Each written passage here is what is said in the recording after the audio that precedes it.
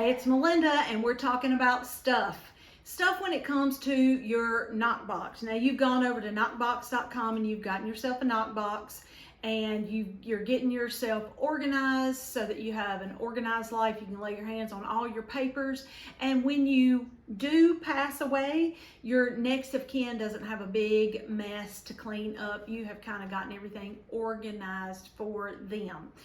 Okay, now we're talking about stuff, and I'm doing it like an acronym. Smiles, S is for smiles, T is for trinkets, U is for the ugly truth.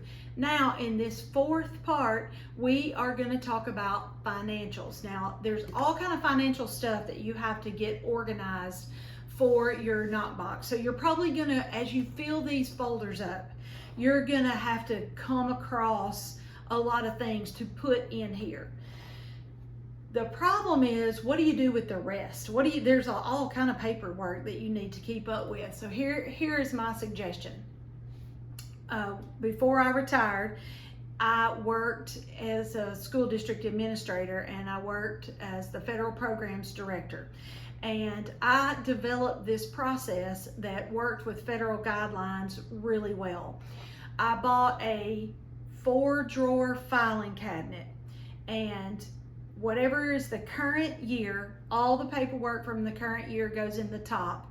And then the next year it moves down to the 2nd drawer, 3rd drawer, 4th drawer, and on the 5th drawer, it can be gotten rid of. Now, for federal programs purposes, that's not exactly accurate, but that's what I'm going to recommend for your home work, your home paperwork, and your tax returns, and all of the things that you feel like, oh, well, I might need that later. I might need that manual. And so what you're going to do is, if you don't want to get an ugly old tall filing cabinet for your house, get 2 little short ones that you can tuck in somewhere. Get 4 little cute baskets, whatever floats your boat. Do it in a 5-year process.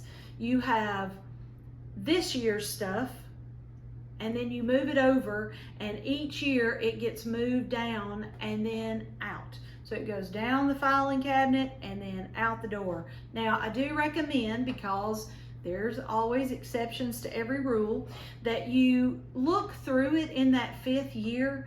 If there's something that's still current, maybe it's a medical thing, maybe it's manual for something that you're still using, then keep those things, pull them out. But you're going to take those out and you're going to destroy them. You can either get them wet so that the ink bleeds, you can shred them, you can burn them, whatever you want to do. You don't want to just chunk it in the garbage, because it does have your personal information on it. So maybe that same day that you, on New Year's Day, you look through your smiles, on New Year's Day, you just take all your papers out, and whatever is that 5th year old, you get rid of it and you shred it.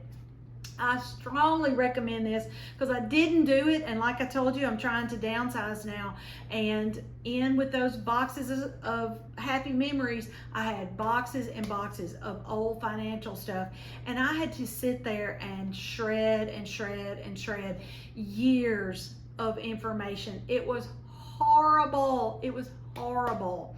So if you will make a habit of getting rid of it after every 5th year, you're going to be good to go. Now, I'm no expert, so you might want to call your accountant, call a lawyer, and see if that 5-year plan works for you and your particular way of doing things. But if you will just keep it for 5 years, that'll cover most everything. But do check with an expert before you put that into place. But man, let it go. After 5 years, take all of those papers, go through them one last time and say, see you later, burn them, shred them, get rid of them, live light.